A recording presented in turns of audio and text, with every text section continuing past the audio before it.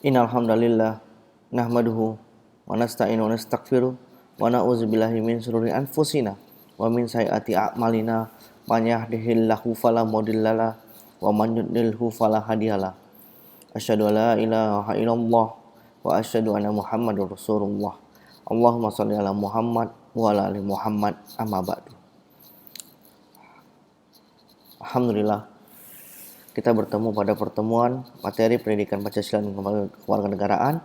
Yang kali ini kita akan memasuki materi yang berjudul tentang pendidikan anti korupsi dan perguruan tinggi. Nah,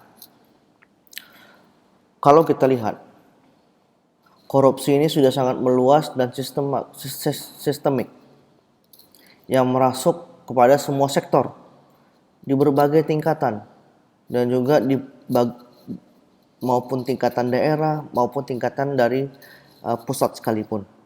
Nah, di semua lembaga,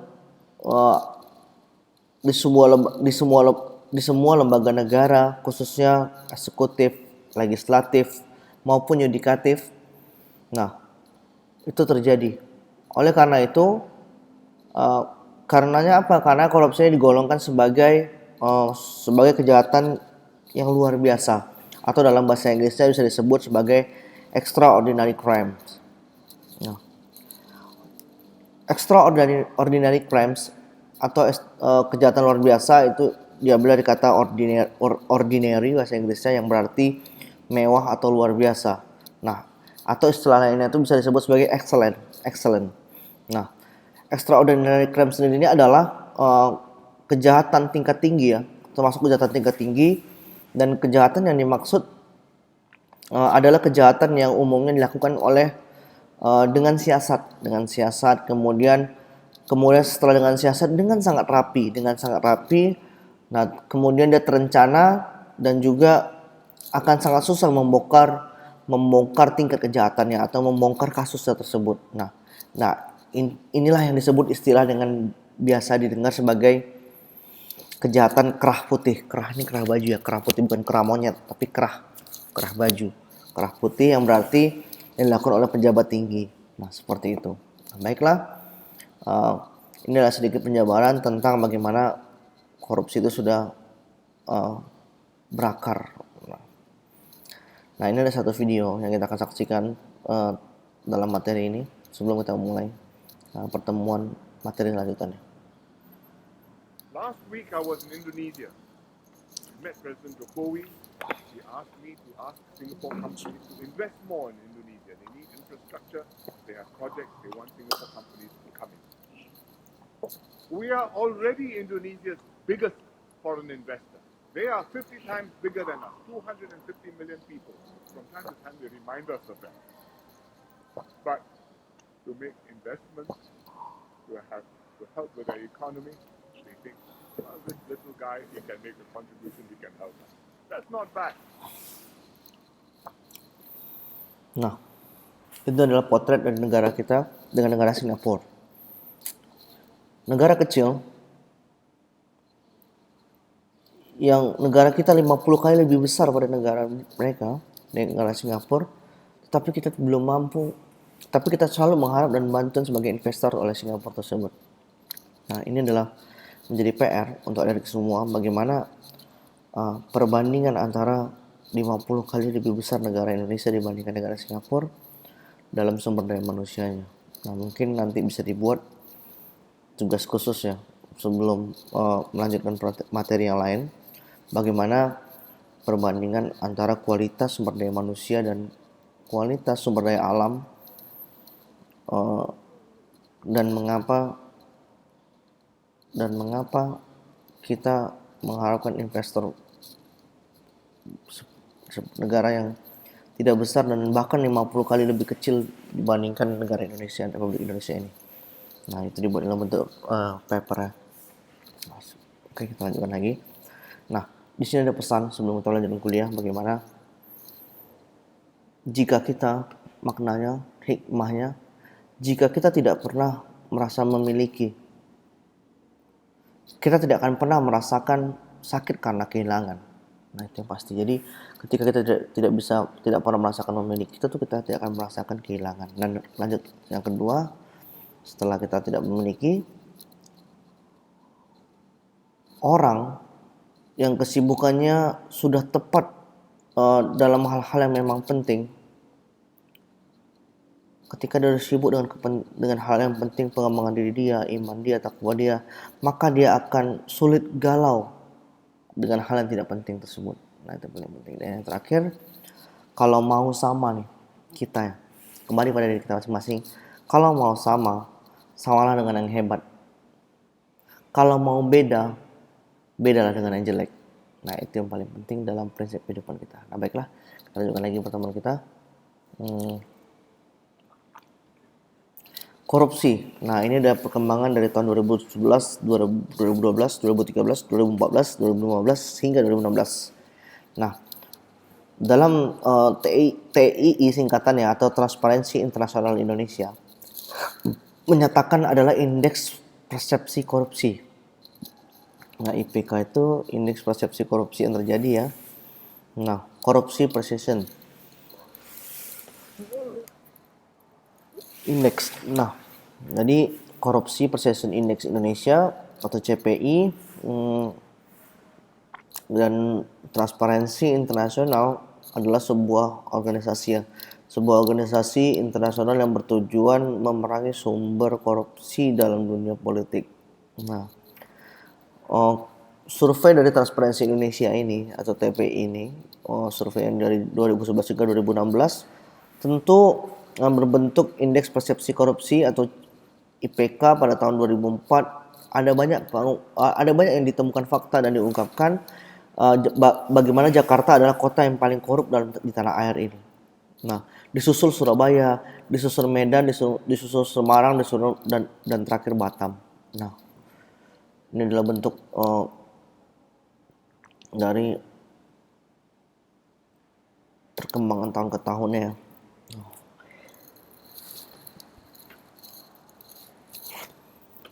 Dalam istilahnya korupsi, Ong Hokam atau yang disebut para ahli namanya Ong Hokam itu menjelaskan dalam masalah korupsi ini. Korupsi ini terjadi ketika adanya pemisahan antara kepentingan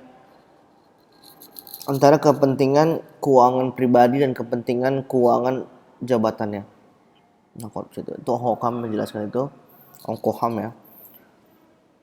Kemudian adanya lagi teori dari kenapa korupsi oleh John Girling. John Girling menjelaskan juga teorinya. John Girling ini bagaimana korupsi terjadi pada saat pelaku ekonomi mencoba memanfaatkan kekuasaannya untuk mengejar keuntungan saja atau memanfaatkan keuntungannya untuk mengejar profit saja. Nah, seperti itu. Profitnya. Itu menurut John Girling. Nah, ada juga dalam konsep modern. Kita tengok dalam konsep modern ini dijelaskan korupsi adalah salah satu tindak penyalahgunaan kekayaan negara yang melayani kepentingan umum untuk dialihkan kepada kepentingan pribadi. Jadi penyelewengan ya dari kepentingan umum kepada kepentingan pribadi. Nah, kita lanjutkan saja. Ketika sudah tahu bagaimana indeks korupsi tadi dari tahun ke tahun, selalu ada urutannya tadi ya. Nah, kita akan lanjutkan lagi sedikit.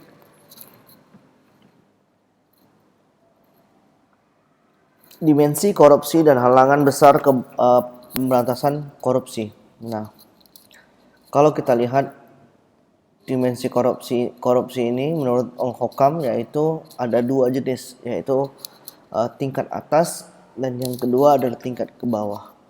Nah, kemudian juga dijelaskan juga bagaimana 4 halangan besar pemberantasan korupsi, yaitu opportunity, system, need, dan expose. Ada 4 hal ini, halangan besarnya. Nah, secara penjelasannya, menurut dimensi korupsi, menurut Ong Hokam yaitu tingkat atas itu adalah tindakan extraordinary crime atau korupsi yang dilakukan oleh yang melibatkan para penguasa yang melibatkan para penguasa dan juga mencakup nilai uang yang cukup besar dalam tindakan korupsi tersebut. Nah, itu adalah penjelasan dari tingkat atas. Nah, kemudian ada yang kedua, tingkat menengah ke bawah. Nah, tingkat menengah ke bawah ini bersentuhan langsung nih dengan kepentingan rakyat. Nah, kalau kita lihat tingkat menengah ke bawah ini bersentuhan langsung dengan kepentingan rakyat, sehingga korupsi ini seringkali menghambat kepentingan kalangan dari menengah ke bawah, seperti berbelitnya proses perizinan, kemudian pembuatan KTP, contoh-contohnya, kemudian SIM dan lain-lain tersebut. Nah, itu adalah penjelasan dari tingkat menengah ke bawah. Nah, kemudian kita masuk ke dalam 4 halangan besar. Nah, 4 halangan besar itu pemberantasan korupsi ini adalah yang pertama opportunity. Opportunity ini terkait dalam penjelasannya suatu sistem yang memberi lubang korupsi, Nah, kemudian yang kedua adanya sistem. Nah, adanya sistem itu adalah, kalau yang atas itu adalah yang opportunity, itu adalah sistem yang memberi lubang terjadi korupsi kan. Nah, tapi kalau yang nomor 2 itu adalah sistem yang pengawasan tidak ketat. Nah, itu terkait juga dengan yang pertama ya. Sistem yang pengawasan tidak ketat, dan orang akan mudah untuk apa? Kenapa kalau sistem tidak ketat? Untuk memanipulasi angka dan berlaku curang. Nah, itu adalah halangan besar kita ya. Nah, kemudian ada need. Need ini adalah sikap mental yang tidak pernah merasa cukup dan selalu merasa tak pernah cukup. Dia selalu merasa selalu syarat dalam kebutuhan dalam kehidupannya itu tak pernah usai gitu. Nah, itu sebuah dasar manusia juga, tetapi ini adalah bentuk dari halangan besar terhadap ketika adalah kawam atau pemimpin yang sudah naik ke atas menjadi wakil rakyat, menjadi pemimpin, dan dia tidak bisa mengatur niatnya tersebut. Nah, itu suatu problemnya. Kemudian yang keempat adalah expose. Expose ini adalah berkaitan dengan hukuman pada pelaku korupsi yang rendah sekali sanksinya tersebut. Nah, jadi hukuman pada korupsi itu sangat rendah dalam penjabarannya. Nah, kalau kita lihat Ong Hok Kam ini menjelaskan Ong Hok Am namanya sebenarnya ya. Jadi adalah seorang kita balik lagi, dia itu adalah seorang sejarawan dan cendekiawan dari Indonesia. Nah, mungkin kita mengira dia dari Cina atau dari mana gitu, tapi ternyata adalah sejarawan dan cendekiawan dari Indonesia. Nah, lanjut lagi slide-nya.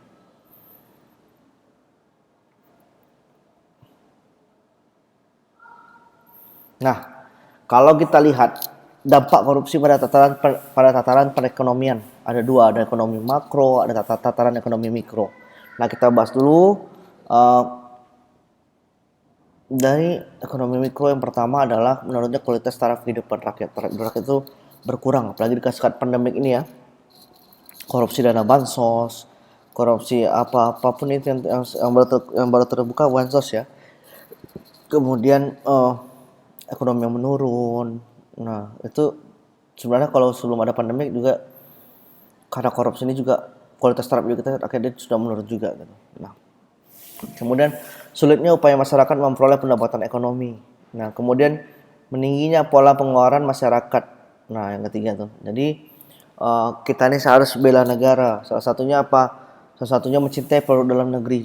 Nah, saya juga seperti itu. Saya juga dalam pribadinya, dalam pola masyarakat, pengeluaran masyarakat, kita harus melihat bagaimana menjaga ekonomi negara ini dengan mencintai produk dalam negeri. Misalnya membeli sendal, membeli masker, membeli apa, carilah penjualan orang Indonesia atau perusahaan Indonesia. Nah, seperti itu adalah jangan pola pengeluaran masyarakat ini seperti kita mengikuti budaya luar. Seperti apa? Kita ada yang viral sepatu sampai harga ratusan juta, puluhan juta, ya it's okay, tapi kita lihat di mana pengeluaran kita itu apakah wajar sebagai seorang mahasiswa atau seorang yang sedang belajar terhadap pengeluaran yang sangat besar tersebut. Nah, itu. Kemudian tingkat kesehatan masyarakat semakin memburuk. Nah, itu apalagi tengah pandemik ini orang pada menjaga kesehatannya, mereka semua menjaga kesehatannya agar mereka tidak kena virus dari COVID-19 ini. Nah, ini juga BPJS juga, rumah sakit juga tidak bisa menerima uh, tanpa syarat. Semuanya memenuhi syarat untuk memenuhi kepentingan walaupun dia udah sakit, membutuhkan perawatan sekalipun. Nah, kemudian menurunnya kinerja sektor produksi, distribusi, dan industri. Nah, ini pasti ya, orang-orang yang memakai modal di riba, walaupun usahanya terdampak pandemik, riba itu tetap berjalan, rendahnya atau keterlambatannya semua, sehingga usaha itu akan tertutup dengan sendirinya. Makanya kita tidak bisa melawan, melanggar perintah Allah karena kita mendekati riba tersebut. Itu adalah buruk terhadap tatanan ekonomi. Nah, yang selanjutnya kita masukin pada tatanan ekonomi makro. Nah, merosotnya pertumbuhan ekonomi nasional. Nah, walaupun ya ekonomi kita udah naik 5% tapi rakyatnya belum bisa merasakannya gitu. Nah, seperti itu. Kemudian semakin tingginya tingkat inflasi. Nah, ketika yang dulu kita 100.000 dapat duit, 100.000 dapat ayam tuh 5, dapat ayam tuh 3, sekarang 100.000 ayam cuma dapat sedikit. Nah, bahkan ayam sudah diolah pun jadi sedikit dapatnya. Nah, seperti itu. Maka harta kita yang kita kumpulkan, dulu mobil 5 juta, motor harga 5 juta, sekarang motor udah ada sampai 30-50 juta. Nah, makanya untuk mengamankan harta kita, cobalah untuk menabung asuransi kesehatan kita, menabung untuk diri kita tuh dengan yang tidak mudah tergerus inflasi, seperti emas batangan kah atau apa itu, atau dalam bentuk tanah lah atau bagaimanapun, yang kalau mana kita, agar kita tidak memiliki uang yang turun daya belinya gitu. Nah, seperti itu. Nah, semakin rendahnya, yang ketiga, semakin rendahnya kinerja investasi nasional ya, karena kita di mindset di keluarga kita, kalau tidak menjadi pegawai negeri sipil itu belum sukses. Padahal Indonesia ini butuh juga investor-investor atau orang-orang yang, anak-anak muda yang kreatif ya, karena kita termasuk orang yang kreatif. Kita makan ubi, yang dimana ubi itu, gorengan ubi di mana sih bisa ditemukan dan bermanfaat untuk tubuh kita. Kemudian kita makan sayuran, kita makan yang kacang-kacangan yang ada di negara kita ini, di Indonesia ini, semua susu sapi, semuanya itu kita harus mengembangkan diri kita dengan belajar untuk menjadi entrepreneur dan belajar untuk mengembangkan diri kita ini. Nah, dalam hal apa? Dalam hal mengejar target menjadi seorang investor dan juga pemilik usaha, itu paling penting banget. Nah, karena mindset seperti itu jangan pertahankan, karena rendahnya kinerja karena motivasinya beda gitu. Apalagi jauh dari Allah dan Rasul, karena kerja itu adalah ibadah kan. Nah, seperti itu. Beribadah, keuntungan yang besar, membantu orang yang di bawah kita, membantu tetangga kita, memberikan pekerjaan tetangga kita, itu jauh lebih baik dibandingkan kita punya satu tujuan yang ternyata kita mau jadi pegawai saja atau mengejar jadi kerja di sini saja. Itu ulama tafsir membilangkan, kalau mati itu mati yang besar, jangan mati yang kecil. Walaupun kita dalam perjalanan menuju, walaupun masih kecil dalam perjuangan kita, tapi kalau kita meninggal dalam keadaan niat untuk mati besar, itu Allah. Kita sudah niat untuk berniat mati besar untuk masyarakat, untuk rakyat, dan kita untuk memiliki keluarga yang kuat, ketahanan keluarga dalam sisi akidah. Nah, karena harga paling mati itu adalah sholat, itu adalah level paling rendah dalam rumah tangga. Ketepatan waktu sholat, meninggalkan pekerjaan untuk sholat, itu level paling rendah dalam kehidupan rumah tangga. Nah, perbaiki dulu rumah tangganya, baru bisa memperbaiki tataran kehidupan ekonomi dari rumah kita, baru kita keluar. Nah, seperti itu. Nilai tukar mata uang rupiah yang merosot, semakin rendahnya kinerja perbankan nasional. Nah, seperti itu. Nah, itu hal-hal yang bisa dibahas di lingkup mata kuliah selanjutnya kalau berhubungan dengan perbankan maupun ekonomi nanti. Nah, seperti itu. Nah, kita kali ini akan bahas korupsi.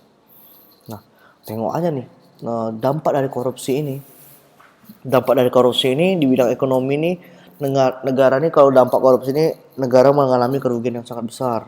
Kemudian karena koruptor ini mengalami krisis ya negara ini, karena koruptor dan krisis ekonomi ini dinominasi oleh orang yang berlindung di partai politik, yang berlindung di balik kepemimpinannya untuk merajai suatu sektor korupsi tersebut. Nah, ini adalah perbedaan yang sangat signifikan, perbedaan antara tadi itu yang ada di depan mata tanpa jarak, ketika ada mall besar, di belakang ada pemukiman warga, contohnya Mall Pekanbaru.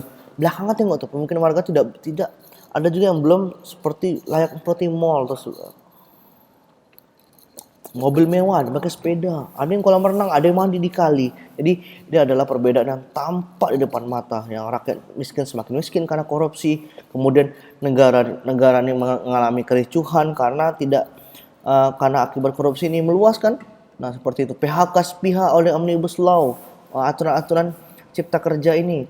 Nah jangan sampai kita tidak bisa menjaga hak asasi kita sebagai manusia, seperti mata kuliah kemarin kan. Nah, hambatan dalam penanganan korupsi. Yang pertama, hambatan struktural yang bersumber dari praktek-praktek penyelenggara negara dan pemerintahan yang membuat penanganan tindak pidana korupsi ini tidak berjalan semestinya. Nah, jadi kan ini praktik para yang melakukan pegawai-pegawai dan orang-orang yang penyelenggara ini harus betul-betul serius lah terhadap penyelenggaraan korupsi ini, pencegahan korupsi ini. Nah, justru KPK dulu kuat dan bagaimana sekarang udah mulai agak melemah lagi. Nah, seperti itu. Hambatan kultural, yang itu hambatan yang bersumber dari kebiasaan negatif yang berkembang di masyarakat, adanya sikap sungkan dan toleran terhadap antara aparatur dan pemerintah dapat menghambat penanganan tidak pidana korupsi. Nah, jadi itu jangan sungkan kalau udah itu ada suap atau bagaimanapun, dan toleran antara aparatur negara tuh seperti itu. Nah, kemudian hambatan instrumental yaitu bersumber dari kurangnya instrumen pendukung dalam bentuk peraturan perundang-undangan. Yang terakhir, hambatan manajemen yang bersumber dari diabaikannya prinsip-prinsip manajemen yang baik. Nah, jangan abaikan prinsip-prinsip manajemen. Nah, sebuah tindakan dikatakan korupsi itu apa? Simple, 3 hal yang harus diperhatikan, yaitu pertama, tindakan korupsi ini apabila melawan hukum. Nah, ini jelas melawan hukum ini tidak transparansi ketika menjadi pejabat negara terhadap harta yang dimilikinya dan dari mana dia memperoleh dana untuk mempromosikan dirinya sebagai wakil rakyat besoknya, contohnya seperti itu. Kemudian memperkaya diri sendiri, ya ciri-ciri khas bagaimana orang-orang yang seperti ini akan ada egonya gitu. Ketika tidak mau mendengarkan dan maunya didengarkan, kemudian kita tidak ada kesempatan untuk menjelaskan kepada dia dan tidak mau mendengarkan, maka itu kategori memperkaya diri sendiri, dan itu adalah permasalahan ego yang dimiliki oleh koruptor tersebut. Nah, kemudian merugikan keuangan negara. Nah, ini kolaborasi antara mungkin pihak swasta dan pihak negara, penyelenggara negara untuk pencairan dana jadi kementerian ini mencairkan dana untuk organisasi ini untuk itu, tapi dengan tujuan apa? Dengan tujuan praktek-praktek ini buruk banget. Nah, mengambil uang negara. Ini panjang banget ya pembahasannya, nanti akan dijelaskan di Google Classroom ya terhadap dasar-dasar hukum tidak pidana korupsi ini. Nah, tunjukkan lagi. Ini peraturan perundang-undangan KPK antara lain, sampai lah kita pembahasan lanjutan KPK. Nah, KPK ini mempunyai beberapa tugas, yaitu di mana pemberantasan tidak pidana korupsi ini didefinisikan sebagai KPK ini serangkaian tindakan pencegahan atau pemberantasan tidak pidana korupsi melalui upaya koordinasi yang supervisi, monitor, penyelidikan, dan juga penyidikan dan penuntutan, pemeriksaan di sidang pengadilan dengan peran serta bantuan masyarakat. Nah, ini diatur dalam pasal 1 Undang-Undang Nomor 30 Tahun 2002 tentang pemberantasan tindak pidana korupsi. Nah, intinya adanya koordinasi, adanya supervisi, adanya pendidikan, pasal pencegahan dan monitoring, ini adalah gabungan lembaga yang independen dan diisi oleh mungkin kepolisian negara juga sebagai partisipannya dalam tugas KPK ini, dan advokat-advokat yang memiliki pengacara-pengacara yang memiliki jabatan di KPK tersebut. Nah, jadi ini ya tugasnya itu ada pasal 7, 8, 11, 13, dan 14. Nah, ini nanti akan didalami oleh adik semua, yaitu dengan cara apa? Networking, counter partner. Jadi intinya counter partnernya adalah expert work. Jadi intinya itu misi-misi bantuan, teknik ataupun jaringan-jaringan yang tidak memonopoli tugas yang nomor 2 dan tidak dalam penyidikan dan tuntutan. Nah, kemudian trigger mekanisme. Nah, seperti itu. Nah, tunjukkan lagi. Oke. Nah, ini adalah tindak pidana yang berkaitan dengan korupsi. Yang pertama, sanksi tidak memberikan keterangan. Nah, ini indikator korupsinya bisa dilihat ya. Nah, kemudian yang mempunyai jabatan tidak memberikan keterangan. Nah, ini juga salah satu indikator bahwa ada unsur-unsur yang tutupi. Nah, saksi membuka identitas pelapor. Nah, perlindungan saksi ini juga dilindungi oleh negara ya, ada lembaga perlindungan saksi ya. Nanti itu ada ketika melaporkan tindak pidana agar dia membantu negaranya. Nah, kemudian bank tidak memberikan keterangan rekening tersangka ketika masuk kasus dari extraordinary crime. Nah, pihak perbankan pun harus membuka rahasia banknya dengan memberikan data kepada pihak yang berwajib, sehingga akan memudahkan penyidikan agar mendapatkan hasil ketika dalam menguak masalah korupsi ini. Nah, jadi jangan sampai bank tidak memberikan rekening kepada tersangka. Jadi ada indikator. Jadi kalau pengacara udah tahu tuh alur-alurnya, ketika dia saling menutup ini dia bisa membaca. Kemudian akan memberi keterangan palsu. Nah, ini paling fatal dan merintangi proses pemeriksaan. Nah, ini juga mangkir. Nah, seperti itu. Kemudian kita semua menjadi subjek pemberantasan korupsi. Jadi menurut Peraturan Pemerintah Nomor 71 Tahun 2000, peran serta masyarakat adalah peran yang aktif perorangan, ormas atau LSM dalam pencegahan dan pemberantasan tindak pidana korupsi. Jadi koordinasi nih antara aparat pemerintah, sektor swasta, masyarakat dan mahasiswa ini selalulah berkoordinasi, komitmen semua pihak termasuk perguruan tinggi seperti Sekolah Tinggi Ekonomi Syariah, Ilmu Ekonomi Syariah Imam Syafi'i ini juga. Nah, jadi perlunya koordinasi dari pemerintahnya, harus clean government dan juga good governance. Kemudian swastanya juga harus good corporate governance dan anti bribe. Jadi masyarakat peran serta tidak permisif. Bisakah? Kemudian yang terakhir, bisakah mahasiswa korupsi? Nah, mahasiswa bisa korupsi? Nah, ternyata bisa. Mahasiswa ini bisa korupsi dengan cara apa? Mencontek, plagiat, copy paste. Makanya saya akan memberikan huruf E ketika terjadinya praktik-praktik plagiat ini. Kemudian titip absen, gratifikasi ke dosen, nyogok dosennya. Walaupun status kita sebagai mahasiswa dan dosen, jangan pernah memberikan sesuatu, karena apalagi contohnya anak dosen pembimbing antum, nah semua. Nah, jangan lakukan hal seperti itu. Kecuali kita berada di luar, ketemu tidak sengaja, kita hangout bersama, mungkin bisa ketemu di kedai kopi atau gimana, mungkin ya kita bisa duduk bersama untuk di situ, tapi untuk di lingkungan kampus jangan pernah lakukan itu gitu. Karena kita boleh ketika pertemuan itu tidak sengaja, bukan disengajakan. Gratifikasi ini memberikan hadiah atau apapun yang seperti itu.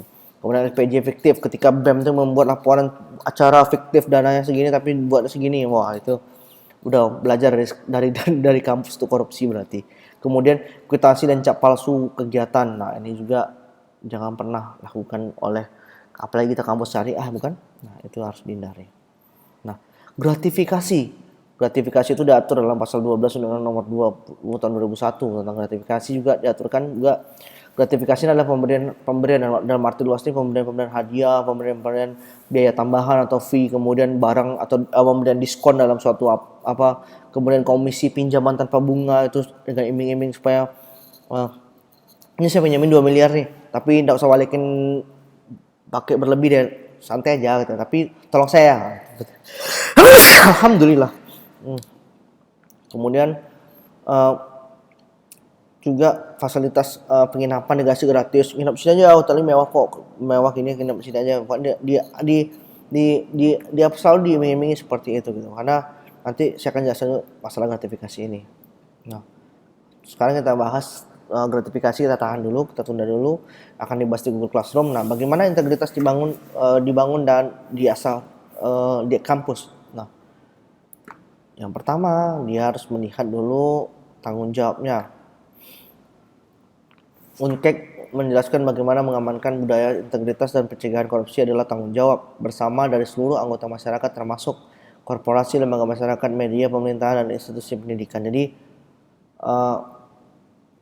siapa sih yang melakukan tugas ini untuk mencegah korupsi ini? Yaitu bahwa bekerja sama di semua sektor masyarakat. Nah, yaitu bagaimana tanggung jawab semua orang tanggung jawab untuk mendukung upaya dari berbagai praktik yang melakukan kerja dan melakukan kerjasama untuk mencegah dalam tindak pidana korupsi ini. Nah, seperti itu. Kemudian bagaimana kampanyenya? Dalam mahasiswa mungkin menjelaskan terhadap masyarakat, mengajak masyarakat untuk terlibat dalam pemberantasan korupsi seperti menerima dan menindaklanjuti pengaduan dan pada masyarakat. Nah, kepada pihak yang berwajib laporkan tindak pidana korupsi dengan bukti-bukti ya, dengan bukti-bukti bahwa janjikan segini 5 juta tapi didistribusikan cuma 2 juta, 3 juta kemana? Lapor kita ke KPK via online atau gimana di websitenya.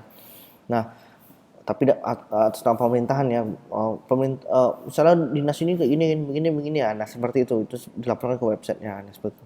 Kemudian sosialisasi KPK whistleblower system KWS, nah ini sistem yang dibuat oleh KPK, kemudian dalam pelaporannya mudah jadinya kan, kemudian mendorong pembentukan komunitas anti korupsi. Jadi komunitas anti korupsi itu dibikinnya di kampus gitu. Kemudian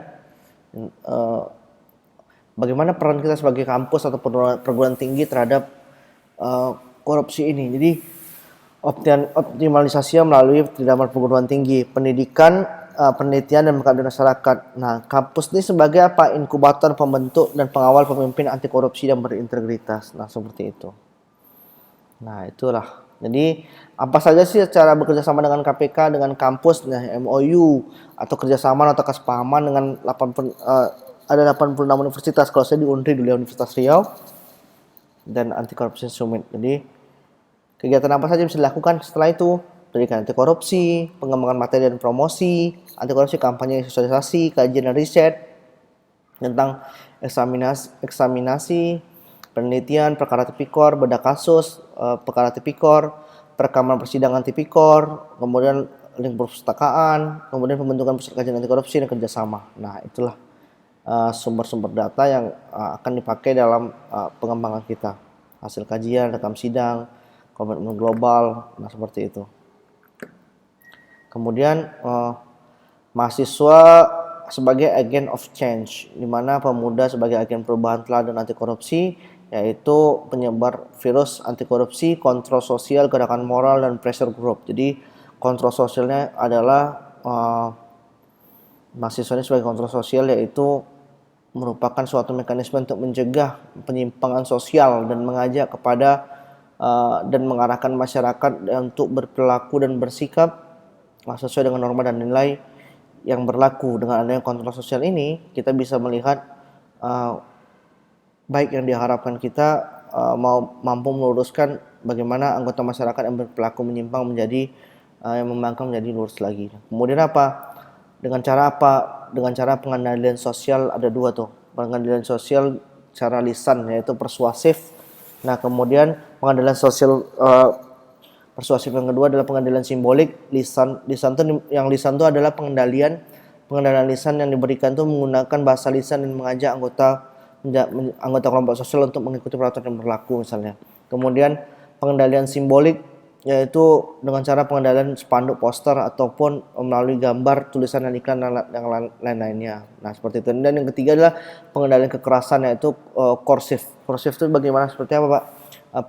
Pengendalian melalui cara-cara kekerasan atau tindakan yang dilakukan untuk membuat si pelanggar ini jera dan membuatnya berani tidak melakukan kesalahan yang sama. Sepertinya contohnya main hakim sendiri. Nah, seperti itu. Efek jera sih yang dikejar.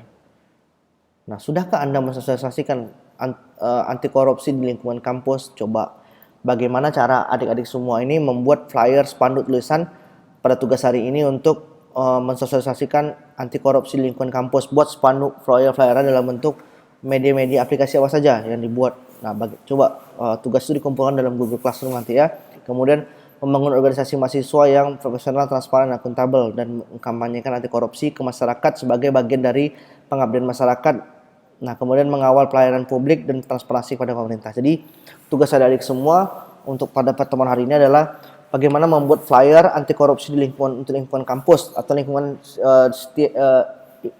Yayasan Imam Syafi'i ini. Kemudian yang kedua, bagaimana membuat video anti korupsi, kampanye anti korupsi dari mahasiswa tersebut. Nah, ini dibuat dikumpul, deadline-nya dari sekarang hingga mungkin pertemuan selanjutnya. Nah, seperti ini tugas pada pertemuan kali ini. Nah, mungkin itu saja pertemuan kita pada pendidikan anti korupsi perguruan tinggi ini. Dan tugasnya jangan lupa ya, kalau mau tidak tahu tugasnya, coba di-review lagi video ini. Nah, untuk adik semua.